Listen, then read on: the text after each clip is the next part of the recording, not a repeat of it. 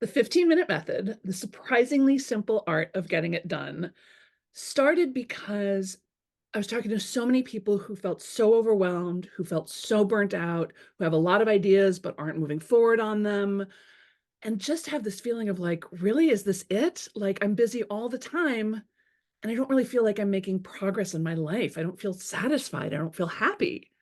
And what I noticed is that if you can get people to spend 15 minutes a day on something that matters to them, everything shifts. It's so funny that such a tiny, tiny little action can have such an exponential effect on your day, but it does. So if you spend 15 minutes writing or playing guitar or dancing or sitting in the garden or doing your prayer and meditation work or communicating with your animals or whatever it is that you love to do, all of a sudden you start to feel that forward movement again. You start to feel that sense of satisfaction in your life. And the whole rest of your life is still busy and overwhelming, but you're coming at it from a place of fullness and of joy, even. You say that the strategy defeats perfectionism. How so? So oftentimes people get a big idea about something they want to do, right? I need to clean out the garage. I need to redo the whole house. I want to revamp my health routine. I want to write a book, whatever it is. And we see this whole big thing in our mind and then we immediately get overwhelmed because like, how would a person even start with that, right?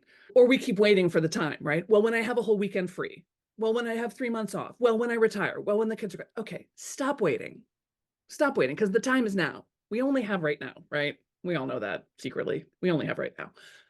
And if you can spend just 15 minutes, well, how perfect is it going to be in 15 minutes? You can hopscotch right over your perfectionism. Like it's not going to be perfect. You're only spending 15 minutes on it.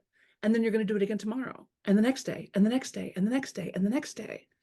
So instead of having this, oh, I have this perfect vision in my head and I have to make it like that right now, like, no, I'm going to embark on this iterative process where I have time to play and time to experiment and time to try something and go, oh, well, that completely didn't work. Great. Now I know that. Let's do something else tomorrow. Or, wow, this really worked. I can't wait to come back to it tomorrow. Or, gosh, I sat down for 15 minutes and I got up 3 hours later. Amazing. Right. But the 15-minute thing, yeah, hopscotch is right over your perfectionism, right over your I don't have time itisness, and just gives you a chance to play. What do you most hope that readers will take away from the 15-minute method? I hope that they'll throw the book down and immediately just start. I hope that they'll just start doing exactly what it is that's been on their heart to do, because something has been tapping on your shoulder, right? Today, for the last week or two, for the last couple of years, for the last 10 years.